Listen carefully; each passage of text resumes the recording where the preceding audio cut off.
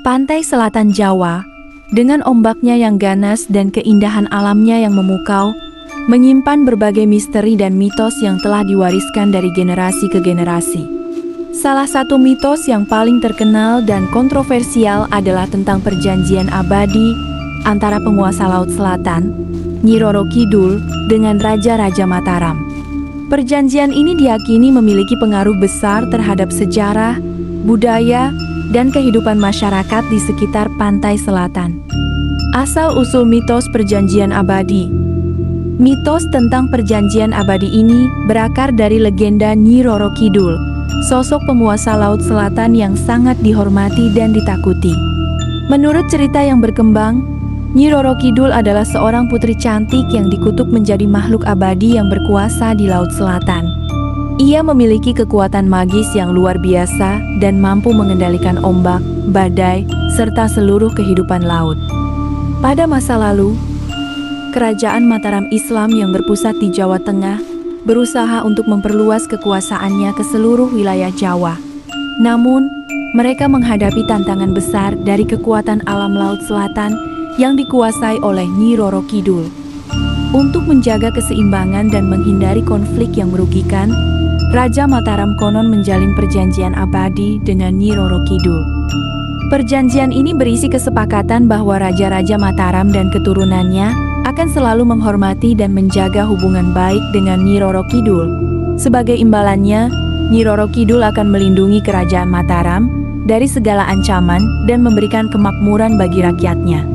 Perjanjian ini juga diyakini mencakup ritual dan persembahan tertentu yang harus dilakukan secara berkala untuk menjaga hubungan baik dengan sang penguasa Laut Selatan.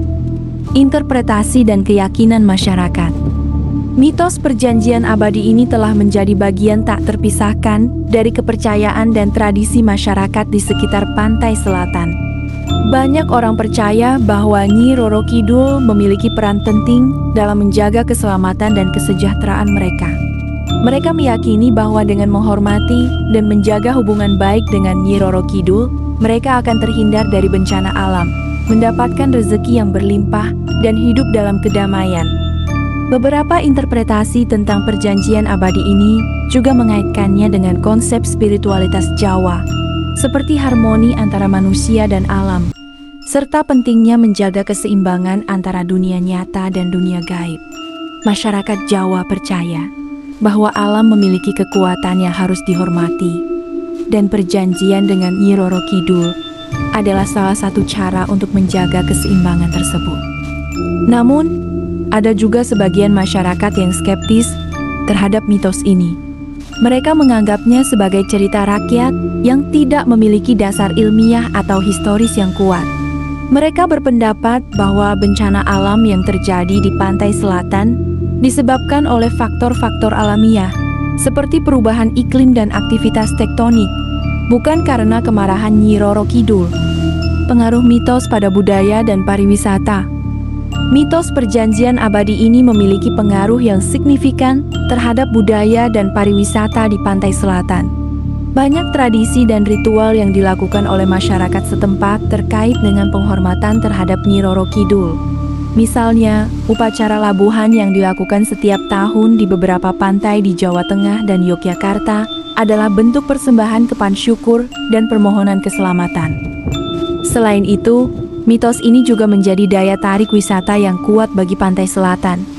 Banyak wisatawan yang datang untuk melihat langsung tempat-tempat yang dianggap sakral dan terkait dengan legenda Nyi Roro Kidul, seperti Pantai Parangtritis, Goa Langse, dan Petilasan Imogiri. Mereka ingin merasakan aura mistis dan keindahan alam yang diyakini sebagai wilayah kekuasaan Nyi Roro Kidul. Namun, perkembangan pariwisata yang pesat juga menimbulkan dampak negatif terhadap lingkungan dan budaya lokal. Pembangunan hotel dan fasilitas wisata lainnya dapat merusak ekosistem pantai dan mengganggu kehidupan masyarakat setempat. Oleh karena itu, perlu adanya upaya untuk mengembangkan pariwisata yang berkelanjutan dan bertanggung jawab, yang menghormati nilai-nilai budaya dan menjaga kelestarian alam. Kontroversi dan tantangan di era modern. Mitos perjanjian abadi ini tidak lepas dari kontroversi dan tantangan di era modern. Seiring dengan perkembangan ilmu pengetahuan dan teknologi, banyak orang yang mulai mempertanyakan kebenaran mitos ini. Mereka menganggapnya sebagai kepercayaan yang irasional dan tidak sesuai dengan logika modern. Selain itu, mitos ini juga seringkali dikaitkan dengan praktik-praktik mistis yang dianggap sesat atau bahkan berbahaya. Beberapa orang memanfaatkan mitos ini untuk kepentingan pribadi, seperti melakukan ritual pesugihan atau mencari kekayaan dengan cara yang tidak benar. Hal ini tentu saja merugikan masyarakat dan mencoreng citra budaya Jawa yang luhur. Oleh karena itu, perlu adanya upaya untuk meluruskan pemahaman tentang mitos perjanjian abadi ini. Mitos ini sebaiknya dipahami sebagai bagian dari warisan budaya yang memiliki nilai-nilai filosofis dan spiritual yang tinggi, bukan sebagai ajaran yang harus diikuti secara buta. Pendidikan dan dialog antar budaya dapat membantu masyarakat untuk memahami mitos ini secara lebih bijak dan kritis. Kesimpulan, perjanjian abadi di pantai selatan adalah mitos yang kaya akan makna dan simbolisme. Mitos ini mencerminkan hubungan yang kompleks antara manusia, alam, dan kekuatan gaib. Meskipun mitos ini tidak dapat dibuktikan secara ilmiah, namun ia memiliki pengaruh yang besar terhadap budaya, kepercayaan, dan kehidupan masyarakat di sekitar pantai selatan. Di era modern, mitos ini menghadapi berbagai tantangan dan kontroversi. Namun, dengan pemahaman yang bijak dan kritis, mitos ini dapat tetap dilestarikan sebagai bagian dari warisan budaya yang berharga. Mitos ini dapat menjadi sumber inspirasi untuk menjaga keseimbangan antara manusia dan alam, serta untuk mengembangkan pariwisata yang berkelanjutan dan bertanggung jawab. Penting untuk diingat bahwa mitos hanyalah sebuah cerita yang mengandung pesan-pesan moral dan filosofis.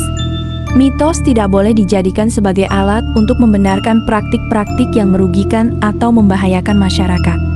Sebaliknya, mitos harus dipahami sebagai bagian dari identitas budaya yang harus dijaga dan dilestarikan untuk generasi mendatang.